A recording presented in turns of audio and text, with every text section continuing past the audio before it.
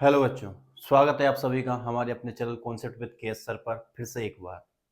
हमारी जो NCERT series चल रही थी केमिस्ट्री का, हम लाइन टू लाइन रिवीजन कर रहे थे। जो भी 2025 बोर्ड एग्जाम्स में क्वेश्चंस कैसे आएंगे, किस तरीके से आएंगे, आप किस तरीके से उनको अटेंड कर पाओगे, ठीक है। तो उसकी हमारी एक सीरीज चल रही थी, उस सीरीज को हम आगे फिर से बढ़ा रहे हैं। और हमने जो फर्स्ट लेक्चर था उसके अंदर चैप्टर नंबर जो 1 है उसको अपन ने टाइप्स ऑफ केमिकल रिएक्शन यहाँ तक अपन ने उसको पढ़ लिया था। और इससे आगे जो है हम कंटिन्यू कर रहे हैं इस चैप्टर को, ठीक है। आशा करता हूँ कि आपको समझ में आ रहा होगा अच्छे से, और आप रिवीजन करते रहिए और आप जुड़े रहिए हमारी केएस टीम के साथ। चलिए, तो आपका टाइम खराब ना करते हुए जल्दी से हम टॉपिक पर आते हैं कि टाइप्स ऑफ केमिकल रिएक्शन। भाई इससे पहले का जो पार्ट था विद कंसेप्ट मैंने एनसीईआरटी लाइन टू लाइन आपको करवाई है, एनसीईआरटी भी इंक्लूड है प्लस थ्योरी भी इंक्लूड है, ठीक है। इसी प्रकार पहले हम यहाँ थ्योरी पढ़ेंगे, उसके बाद हम क्या लेंगे, एनसीईआरटी को लेंगे, यहाँ पर एनसीईआरटी की पीपीटी लेंगे। तो सबसे पहले थोड़ा सा कंसेप्ट को हम क्लियर करेंगे यहाँ पर, टाइप्स ऑफ केमिकल रिएक्शन। तो देखो बच्चों, यहाँ पर अगर केमिकल रिएक्शन की टाइप्स की बात करें तो नंबर 1 जो रिएक्शन आती है ये इसके अंदर आपको देखने को मिलेगी। नंबर 1 जो रिएक्शन होती है ये होती है कॉम्बिनेशन रिएक्शन। कौन सी रिएक्शन होती है ये? कॉम्बिनेशन रिएक्शन, ठीक है। नंबर 1 रिएक्शन की अगर मैं बात करूं तो ये होती है कॉम्बिनेशन रिएक्शन। कॉम्बिनेशन रिएक्शन, ठीक है बच्चों। फर्स्ट जो रिएक्शन है वो है कॉम्बिनेशन रिएक्शन, ठीक है। तो कॉम्बिनेशन रिएक्शन को हम अच्छे से पढ़ेंगे। कॉम्बिनेशन रिएक्शन के अंदर क्या होता है भाई? सेकंड जो है आपकी वो है डीकंपोजिशन रिएक्शन। क्या है? Decomposition reaction. डीकंपोजिशन रिएक्शन, ठीक है।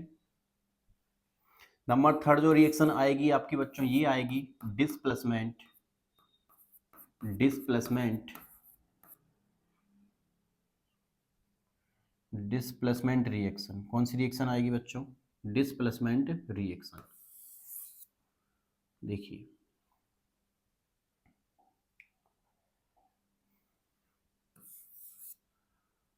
तो सेकंड वाली तो है आपकी decomposition.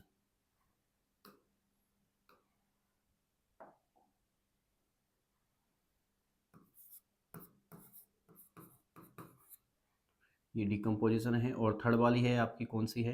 Displacement. Displacement reaction. Number 4 जो इसके अंदर आप पढ़ोगे ये है double displacement. Double displacement reaction, ठीक है। यहाँ उसके बाद नेक्स्ट जो रिएक्शन आती है हमारी, नेक्स्ट आप इसके अंदर रेडॉक्स रिएक्शन पढ़ोगे, ठीक है। रेडॉक्स, भाई रेडॉक्स रिएक्शन क्या होती है, ठीक है बच्चों। उसके बाद नंबर 6 आप यहाँ पर ऑक्सीडेशन रिडक्शन रिएक्शन को भी अच्छे तरीके से रीड कर पाओगे। तो ये हमारे कुछ रिएक्शंस के टाइप हैं। कॉम्बिनेशन हो गया, डीकंपोजिशन हो गया, डिस्प्लेसमेंट हो गया, डबल डिस्प्लेसमेंट हो गया, रेडॉक्स रिएक्शन हो गया, ऑक्सीडेशन और रिडक्शन ऑक्सीडेशन रिएक्शन हो गई। और एक और नंबर 7 की अगर हम बात करें तो ये हो जाएगी रिडक्शन रिएक्शन। रिडक्शन रिएक्शन, ठीक है। ये रिडक्शन रिएक्शन। तो ये सारी जो केमिकल रिएक्शंस के टाइप्स के अंदर हम इस चैप्टर के अंदर रीड करेंगे, बहुत अच्छे तरीके से रीड करेंगे। पहले हम अपना थोड़ा सा कंसेप्ट क्लियर करेंगे, थोड़े कॉन्सेप्ट थ्योरी पर ध्यान देंगे, उसके बाद हम डायरेक्ट एनसीईआरटी पर चलेंगे ताकि आपको इजी वे में वहां पर समझ में आ सके, ठीक है। और किस तरीके से क्वेश्चन यहाँ से बनने की पॉसिबिलिटीज हैं वो मैं आपको बताता हुआ चलूंगा। इसके अंदर अगर बात करूं मैं, इसके अंदर अगर मैं बात करूं यहाँ पर कि कॉम्बिनेशन रिएक्शन, ठीक है। यहाँ पर डीकंपोजिशन रिएक्शन, अगर मैं कॉम्बिनेशन रिएक्शन की यहाँ बात करूं बच्चों तो यहाँ पर आप दो टाइप पढ़ सकते हो। एक होता है एक्सोथर्मिक, इसके अंदर एक्सोथर्मिक, रिएक्शन, एक्सोथर्मिक रिएक्शन। और सेकंड टाइप की अगर मैं बात करूं यहाँ पर, ठीक है, तो ये आप पढ़ोगे यहाँ पर एंडोथर्मिक रिएक्शन, एंडोथर्मिक रिएक्शन, ठीक है। उसके बाद डीकम्पोजिशन रिएक्शन के भी आगे सब डिवाइड इसको किया गया है 3 पार्ट्स के अंदर। इसके अंदर कौन कौन से टाइप्स हैं इनको भी मैं आपको यहीं पर राइट डाउन करता हूं। देखिए नंबर 1 जो आप इसको इसके अंदर पढ़ोगे बेटा, ये होता है एक थर्मल डीकम्पोजिशन, थर्मल डीकम्पोजिशन, ठीक है। जो सेकंड इसके अंदर आप रीड करोगे ये होता है फोटोलाइटिक डीकम्पोजिशन,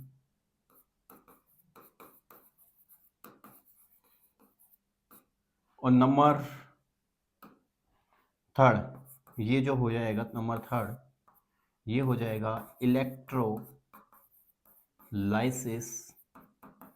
डीकम्पोजिशन, ठीक है।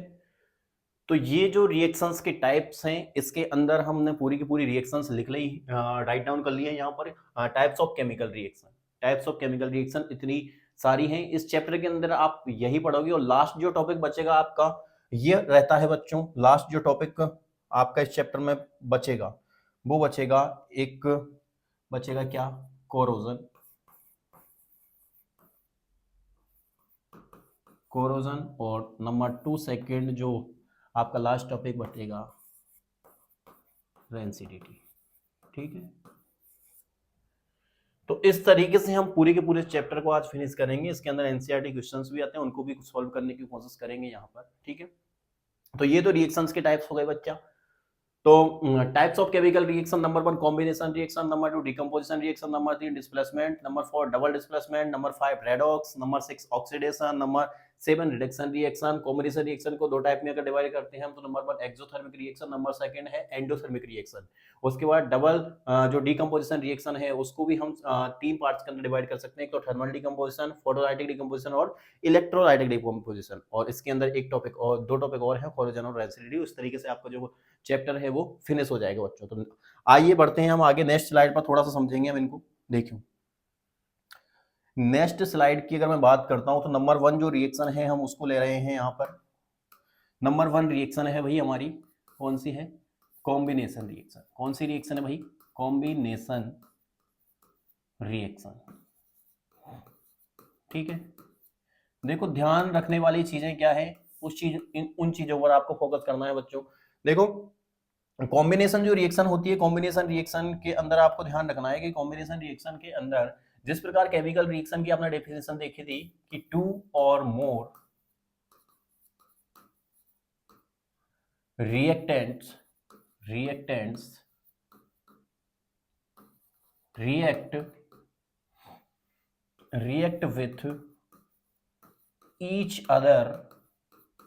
react with each other and formed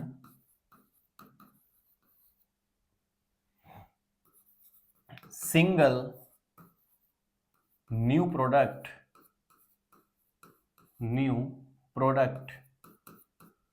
is called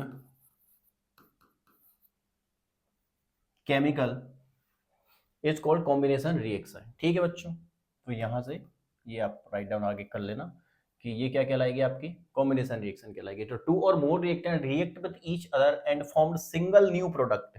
तो यहां पर आपको ध्यान रखने वाली चीज क्या है, सिंगल न्यू प्रोडक्ट। बच्चों यहां पर क्या बनेगा, सिंगल न्यू प्रोडक्ट बनेगा। क्या बनेगा, सिंगल न्यू प्रोडक्ट बनेगा। यानी कि 2 और मोर प्रोडक्ट यहां नहीं फॉर्म होंगे भाई, सिंगल न्यू प्रोडक्ट का फॉर्मेशन होगा। तो आप कहोगे क्या है, कॉम्बिनेशन रिएक्शन है। लेकिन केमिकल रिएक्शन के डेफिनेशन हम डिफरेंस भी करते जा रहे हैं। केमिकल रिएक्शन के डेफिनेशन में क्या देखा था हमने कि 2 और मोर सब्सटेंस या रिएक्टेंट्स रिएक्ट करेंगे और 2 और मोर क्या प्रोडक्ट का फॉर्मेशन करेंगे, तो वो तो केमिकल रिएक्शन है। केमिकल रिएक्शन का भी टाइप है कॉम्बिनेशन रिएक्शन। इसके अंदर ओनली सिंगल न्यू प्रोडक्ट का फॉर्मेशन होगा, सिंगल न्यू सब्सटेंस का फॉर्मेशन होगा। बेटा आप इसको इस तरीके से समझ सकते हो, जिस एग्जांपल अगर लाइक दिस, इस वे में रहता है जी, जैसे कि a प्लस बी, ये a प्लस b, ए और बी रिएक्ट कर रहे हैं और एक सिंगल जो प्रोडक्ट है या सिंगल न्यू सब्सटेंस है ए बी, इसका फॉर्मेशन कर रहे हैं। यानी कि ए कोई रिएक्टेंट था बेटा और बी कोई रिएक्टेंट था, दोनों आपस में क्या रिएक्ट किया और क्या बना लिया है, ए बी बना लिया। तो ये कॉम्बिनेशन रिएक्शन के अंदर आएगा।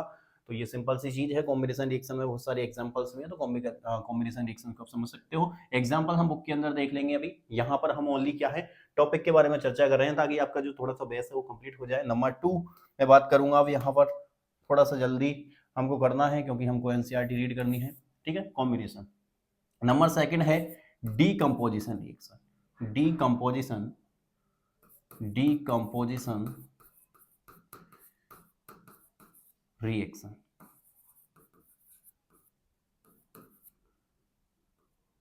डीकंपोजिशन रिएक्शन भाई, डीकंपोजिशन रिएक्शन की अगर मैं बात करूं तो क्या होती है भाई डीकंपोजिशन रिएक्शन के अंदर? इसके अंदर कुछ नहीं है, जो कॉम्बिनेशन रिएक्शन है इसका अपोजिट होता है। क्या होता है भैया? इसके अंदर क्या होगा, सिंगल सब्सटेंस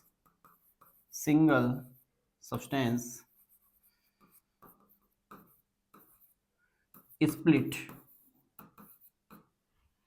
या हम बोल सकते हैं ब्रेकडाउन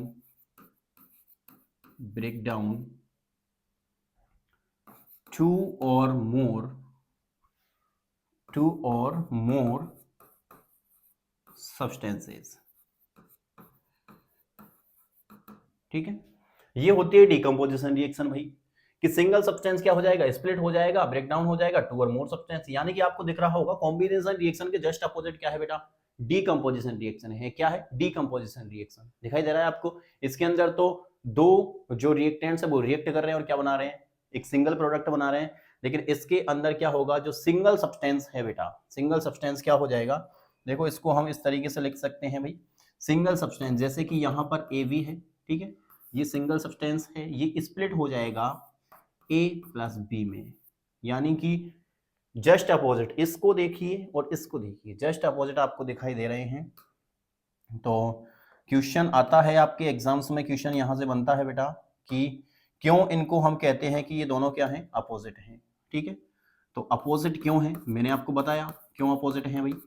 ठीक है, क्योंकि आप यहां देखिए और यहां देखिए। ठीक है, तो अपोजिट क्यों बोला जाता है इनको, क्योंकि डीकंपोजिशन रिएक्शन में सिंगल सब्सटेंस स्प्लिट होता है और टू और मोर सब्सटेंस बनाता है, जबकि कॉम्बिनेशन रिएक्शन के अंदर एक सिंगल सब्सटेंस टू और मोर, सॉरी, इसके अंदर क्या होगा, एक सिंगल सब्सटेंस टू और मोर प्रोडक्ट्स के अंदर स्प्लिट हो जाता है, जबकि कॉम्बिनेशन रिएक्शन के अंदर क्या होता है, टू और मोर रिएक्टेंट्स रिएक्ट करके एक सिंगल प्रोडक्ट का फॉर्मेशन करते हैं। तो दोनों क्या है, अपोजिट है। ठीक है, ये क्वेश्चन यहां से कभी कभी एग्जाम्स के अंदर पूछ लिया जाता है, तो हम क्वेश्चंस की बात करते जा रहे हैं किस तरीके से क्वेश्चन यहां से बनेंगे। ठीक है, नंबर 3 अगर हम बात करेंगे, चलो नंबर 3 अगर रिएक्शन की मैं बात करूं, देखो नंबर 3 हमने पढ़ा था डिस्प्लेसमेंट रिएक्शन। डिस्प्लेसमेंट रिएक्शन, देखिए डिस्प्लेसमेंट रिएक्शन भाई, डिस्प्लेसमेंट रिएक्शन के अंदर क्या होगा भैया, देखो इसके अंदर क्या होगा, मोर रिएक्टिव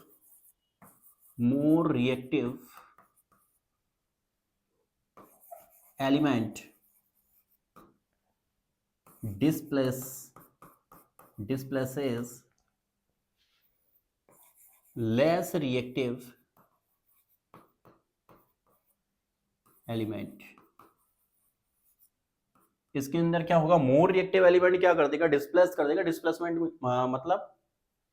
मतलब हटा देना। ठीक है, उसकी जगह से हटा देना और उसकी जगह पर खुद आ जाना। ठीक है, यानी कि इसके अंदर मोर रिएक्टिव एलिमेंट डिस्प्लेस कर देगा किसको, लेस रिएक्टिव एलिमेंट को। ये कहलाती है आपकी क्या, डिस्प्लेसमेंट रिएक्शन भाई, इतना सा ध्यान रखना। ठीक है, बात करूं मैं अगर, जैसे इसको अगर हम देखें थोड़ा सा, ठीक है, एग्जांपल्स अभी हम देखेंगे, वहां पर मैं अभी यहां पर भी आपको एग्जांपल्स दिखा सकता हूं, बट जब बुक्स के अंदर हम पढ़ेंगे ही सही, अभी एनसीईआरटी लाइन टू लाइन पढ़ेंगे से, तो वहीं पर देखेंगे। ठीक है, यहां पर हम टाइम हमारा खराब नहीं कर रहे हैं, बस कंसेप्ट पर ध्यान दे रहे हैं अभी। ठीक है, देखिए इसके अंदर अगर मैं एग्जाम्पल आपको बताना चाहूं कि जैसे कि ए बी प्लस सी और डी कोई रिएक्टेंट थे।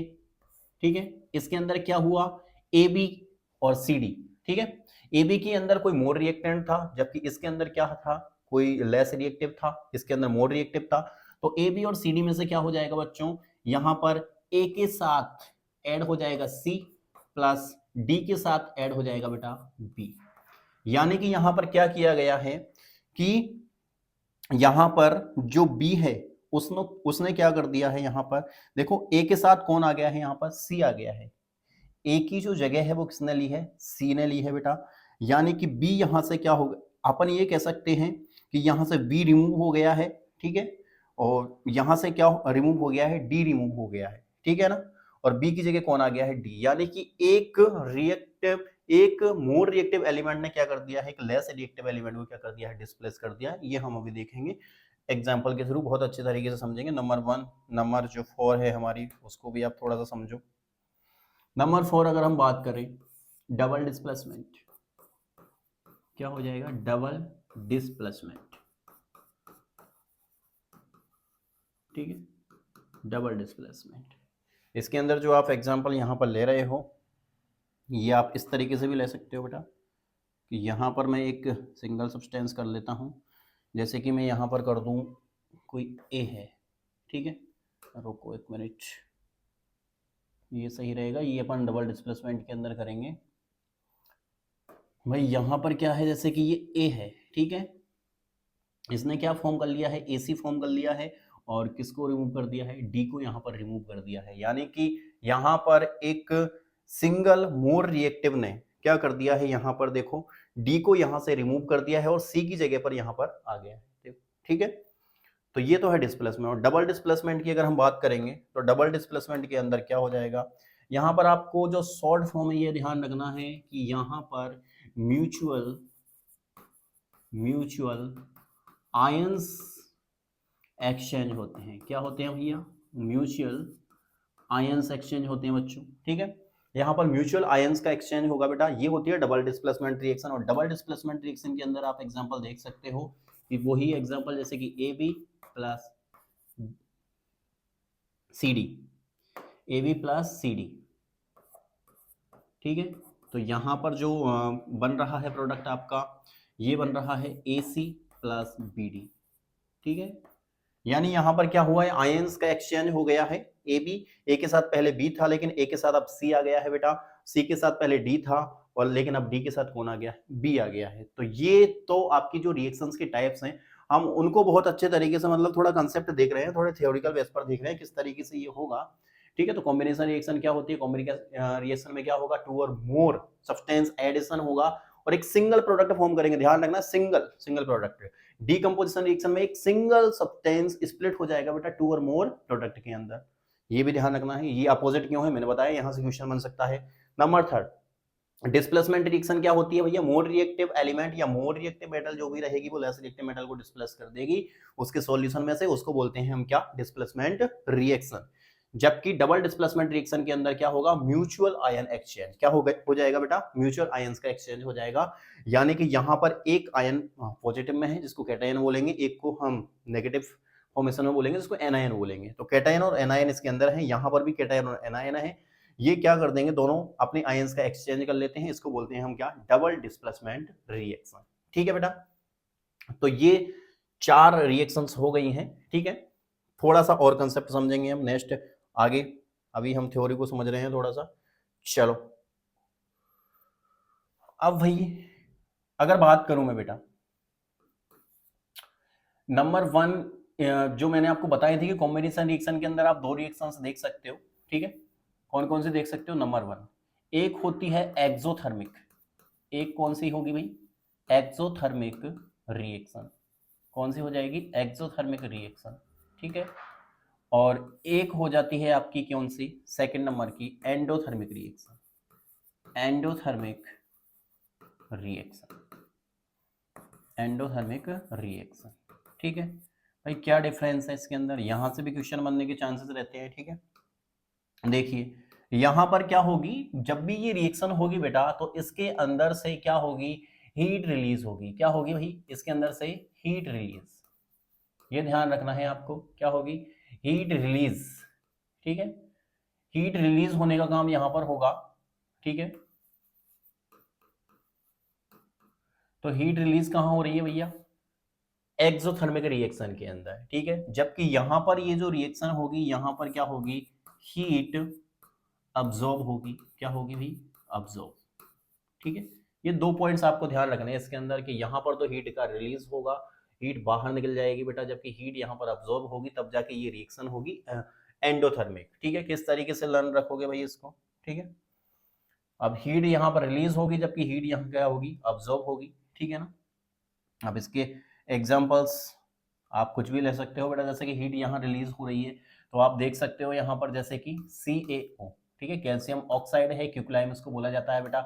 जैसे ही इसको वाटर से रिएक्ट कराते हो बेटा तो यहाँ पर CaOH का होल ट्वाइस बनता है। ठीक है, जो कि सिलेक्ट लाइम होता है, प्लस लार्ज अमाउंट में क्या प्रोड्यूस होगी भाई, हीट। तो हीट जहां प्रोड्यूस हो रही है वो कौन सी है, एक्सोथर्मिक रिएक्शन है। आसानी से पता लगा सकते हो, कॉम्पिटेटिव एग्जाम में क्वेश्चंस भी आता है एक्सोथर्मिक एंडोथर्मिक में अंदर डिफरेंस कीजिए आप तो बता सकते हो। जिसके अंदर भाई हीट, जिसके अंदर क्या हो रही है, हीट रिलीज हो रही है, कौन सी है भाई, एक्सोथर्मिक है। जबकि एंडोथर्मिक रिएक्शन की अगर बात करेंगे तो हीट अब्सॉर्ब, इसका एग्जांपल भी आप देख सकते हो। देखो इसका एग्जांपल अगर मैं आपको दिखाऊं यहाँ पर, तो जैसे कि मैं कहूं AgCl, ठीक है, 2AgCl, क्या, जैसे कि क्या, 2AgCl ये क्या करता है भाई, ये हीट या लाइट को अब्जॉर्ब करता है। ठीक है ना, हीट की फॉर्म में, और लाइट को अब्जॉर्ब करके ये Ag प्लस Cl2 के अंदर क्या हो जाता है, स्प्लिट हो जाता है।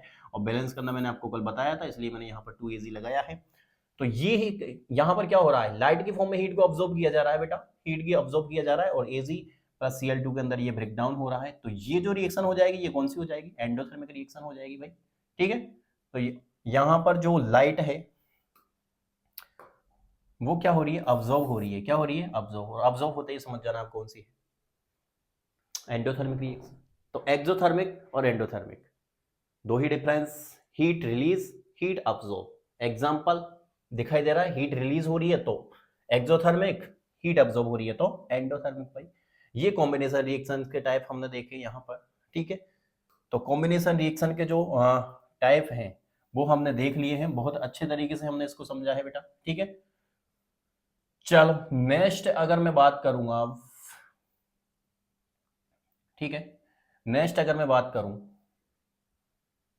हमने बेटा डीकंपोजिशन रिएक्शन देखी है। डीकंपोजिशन रिएक्शन के भी हम टाइप देख लेते हैं यहाँ पर। चलो डीकंपोजिशन रिएक्शन देख लो एक बार। डीकंपोजिशन रिएक्शन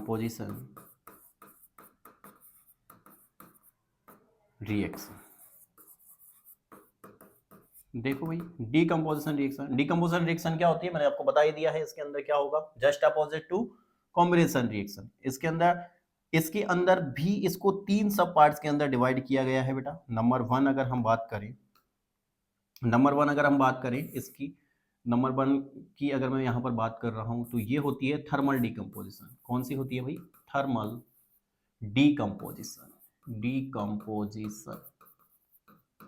ठीक है, ये थर्मल डीकंपोजिशन है भाई। सेकंड यहां पर अगर हम बोले तो ये होती है फोटोलाइटिक। ये जो मैंने आपको वहां पर भी राइट डाउन कराया था। ठीक है, फोटोलाइटिक।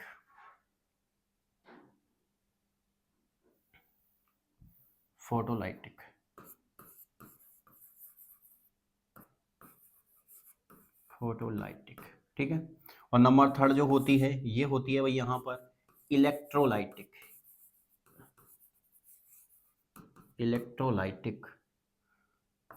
डीकंपोजिशन। ठीक है, तो भाई थर्मल डीकंपोजिशन के अंदर क्या होगा, भैया, हीट के थ्रू यहाँ पर डीकंपोजिशन होगा। भाई डीकंपोजिशन रिएक्शन होती क्या है, सिंगल सब्सटेंस स्प्लिट होगा 2 और मोर प्रोडक्ट्स के अंदर। जब स्प्लिट होगा तो किसका यूज करेंगे, किसी एक्सटर्नल फैक्टर का तो यूज करना पड़ेगा हमको। तो अगर हम हीट का यूज कर रहे हैं तो वो तो है क्या, थर्मल डीकंपोजिशन रिएक्शन। इसके अंदर आप एग्जाम्पल देख सकते हो भाई, इसके अंदर एग्जाम्पल आप क्या देख सकते हो थर्मल डीकंपोजिशन के अंदर, जैसे कि CaCO3 है। क्या है बेटा, CaCO3। और CaCO3 को अगर हीट देंगे हम तो CaO प्लस CO2 के अंदर ये ब्रेक डाउन होगा। यानी कि ये CaCO3 CaO प्लस CO2 के अंदर ब्रेक डाउन हुआ है। तो हीट क्या किए हैं हमने यहाँ पर, हीट को एक एक्सटर्नल फैक्टर के रूप में यहाँ पर यूज किया है, इसलिए इसको थर्मल डीकंपोजिशन बोल रहे हैं। फोटोलाइटिक डीकंपोजिशन का जो एग्जांपल है आपको यहाँ दिखाई दे रहा है, देखो 2AgCl। ठीक है, लाइट के थ्रू स्प्लिट हो रहा है भाई, तो लाइट के थ्रू स्प्लिट हो रहा है, इसलिए इसको क्या बोल रहे हैं, फोटोलाइटिक बोल रहे हैं। और इलेक्ट्रोलाइटिक के अंदर आप एग्जांपल देख सकते हो, इजी है। ठीक है, जैसे कि वाटर है, H2 है, H2 के अंदर हमने क्या डाली भाई, इलेक्ट्रिसिटी डाली, क्या डाली, इलेक्ट्रिसिटी, ठीक है। H2 के अंदर हमने इलेक्ट्रिसिटी डाली, देखो मैं यहाँ लिख रहा हूँ इसको, H2O है, H2O के अंदर आप इलेक्ट्रिसिटी डाल रहे हो, ठीक है, इलेक्ट्रिसिटी कंडक्ट करा देते हो इसके अंदर, तो ये स्प्लिट हो जाता है और हाइड्रोजन और ऑक्सीजन गैस का फॉर्मेशन करता है, हाइड्रोजन और ऑक्सीजन गैस का क्या कर लेता है, ये फॉर्मेशन कर लेता है। तो यहाँ पर H2 स्प्लिट हो गया है हाइड्रोजन ऑक्सीजन में, तो इसको बोलेंगे हम इलेक्ट्रोलाइटिक डिकम्पोजिशन, ठीक है। तो ये डिकम्पोजिशन रिएक्शन हुई भाई। चलो नेक्स्ट रिएक्शन की हम बात करते हैं, जल्दी से टाइम आपका खराब ना करते हुए, एनसीईआरटी भी हमको पढ़नी है अभी थोड़ी सी। चलो नेक्स्ट जो रिएक्शन रहेगी आपकी, ठीक है, नेक्स्ट जो रिएक्शन रहेगी, नंबर कौन सा है मुझे पता नहीं है यहाँ पर, ठीक है, कोई बात नहीं। चलो नेक्स्ट रिएक्शन की बात कर रहा हूं मैं, oxidation, oxidation reaction, oxidation reaction भाई, ऑक्सीडेशन रिएक्शन, ठीक है। देखो ऑक्सीडेशन रिएक्शन क्या होती है बच्चों, इसके अंदर क्या होगा, देखो एडिशन ऑफ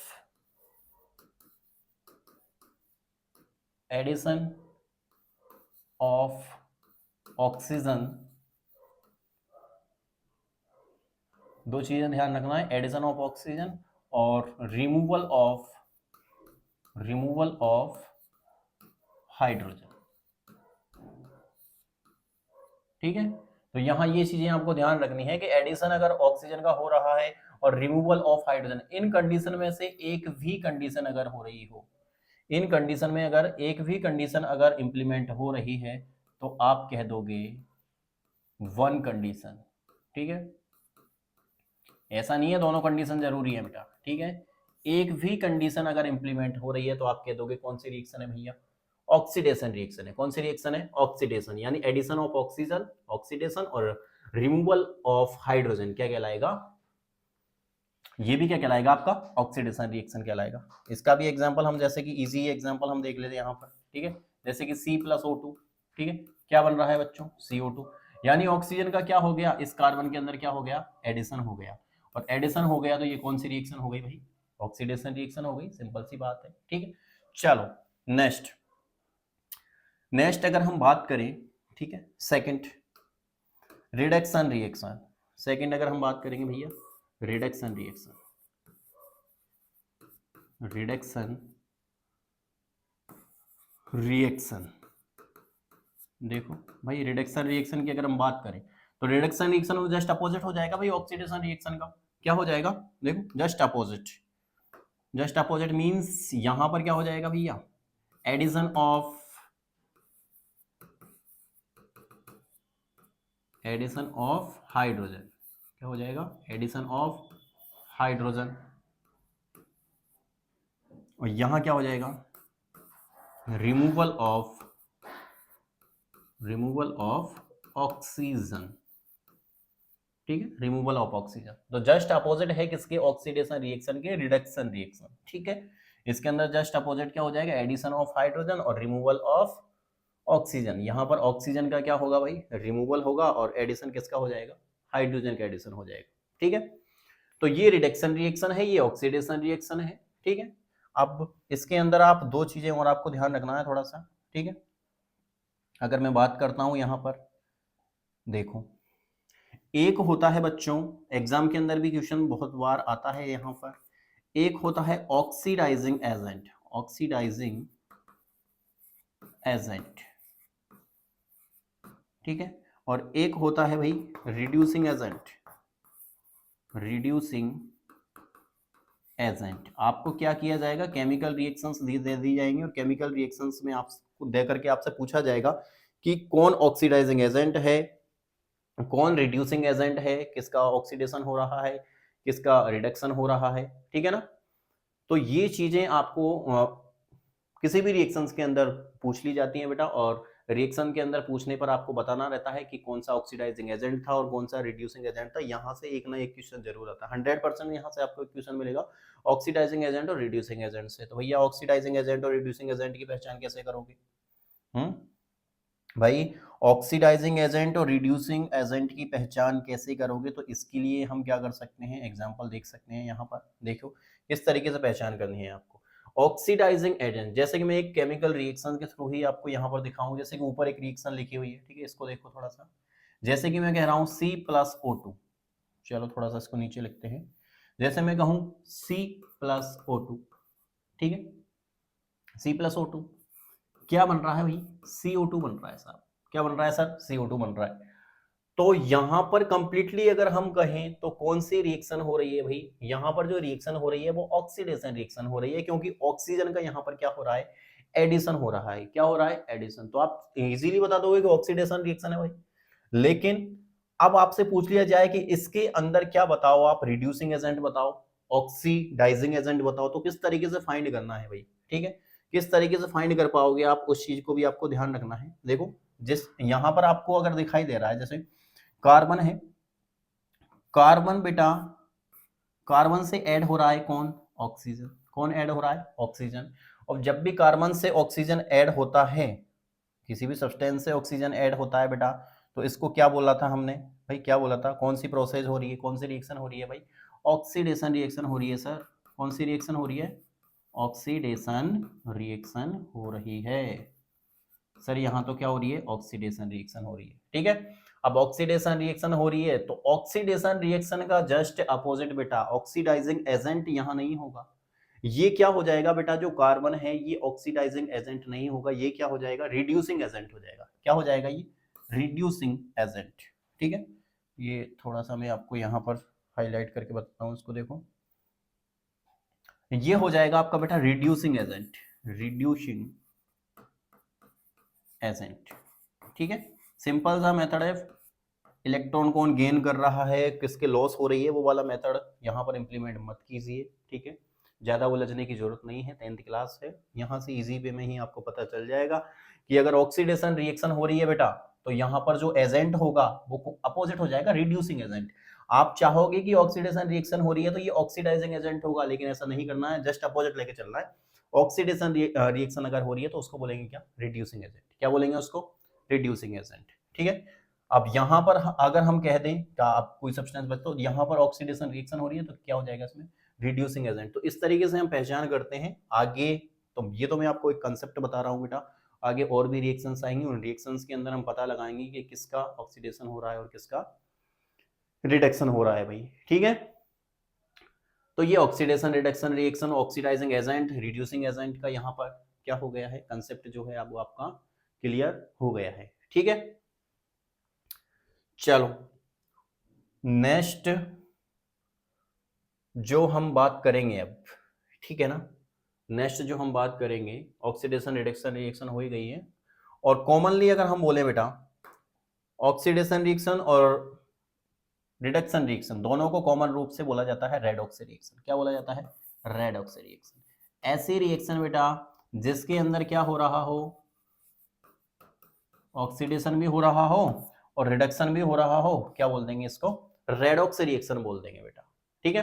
तो ये टाइप्स ऑफ रिएक्शंस यहाँ पर आपका चैप्टर जो है ये फिनिश होता है, एक कोरोजन और एक रेंसिडिटी बनता है बेटा। कोरोजन कुछ नहीं है, जैसे ही आपका जो ह्यूमिड एटमॉस्फेयर रहता है, आपका बरसात का मौसम आता है, रेनी सीजन आता है, उसके अंदर आपने देखा होगा बेटा कि जो लोहे वगैरह आयरन आर्टिकल्स रहते हैं बेटा, उनके अंदर क्या लग जाती है, थोड़ी सी क्या हो जाती है, रस्टिंग हो जाती है, क्या हो जाती है, रस्टिंग। तो रस्टिंग ऑफ आयरन ये कोरोजन का ही एग्जांपल है, ठीक है ना।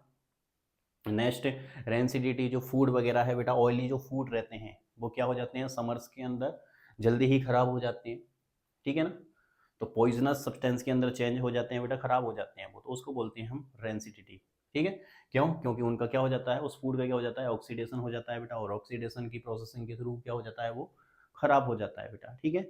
तो ये चीजें हैं, ये चैप्टर फिनिश होता है हमारा कंसेप्ट के थ्रू, यहाँ पर मतलब थ्योरी बेस्ड पर आपका चैप्टर कंप्लीट हो गया है। अब हम थोड़ा सा एनसीईआरटी को लेते हैं, जो कंसेप्ट मैंने आपको यहाँ सिखाए हैं उनको वहां पर इंप्लीमेंट कीजिए, बहुत अच्छे तरीके से आपको चैप्टर समझ में आ जाएगा। जल्दी ही बहुत ही रैपिड तरीके से हम उस चैप्टर को देखेंगे, ठीक है। लेकिन उस जो एनसीईआरटी वाला पार्ट है बेटा, इसको कवर करेंगे हम कल, ठीक है बच्चों, कल कवर करेंगे हम, आज इसको कवर नहीं कर रहे हैं क्योंकि क्लास बहुत लॉन्ग हो जाएगी, ठीक है।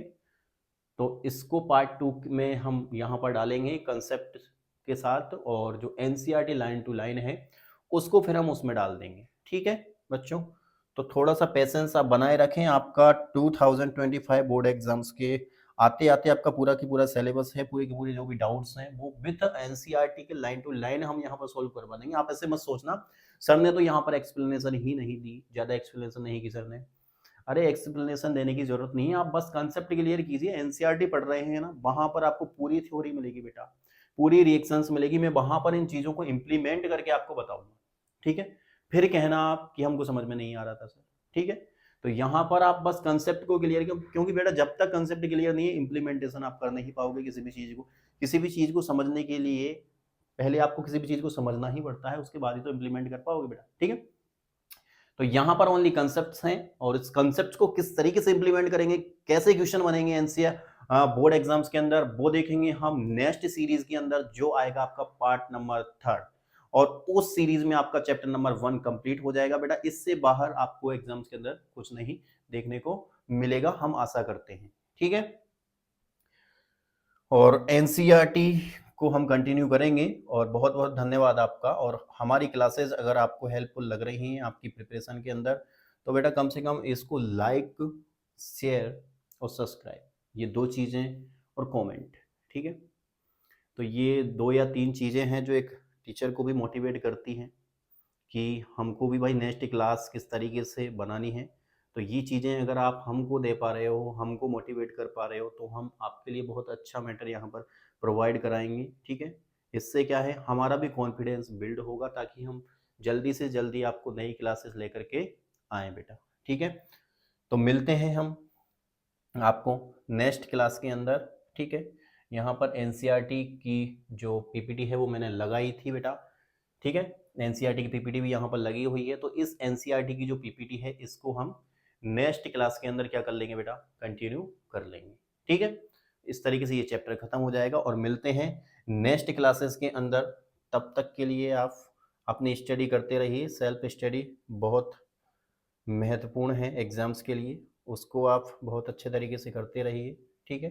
क्योंकि सेल्फ स्टडी है जो आपको आगे लेकर के जाएगी, ठीक है। ये बस रिवीजन है, इसको 2 की स्पीड पर देख सकते हो आप। बहुत आराम से मैंने इसको स्लो स्पीड में एक्सप्लेन किया है, ठीक है। तो मिलते हैं बच्चों नेक्स्ट क्लासेस के अंदर। जय हिंद।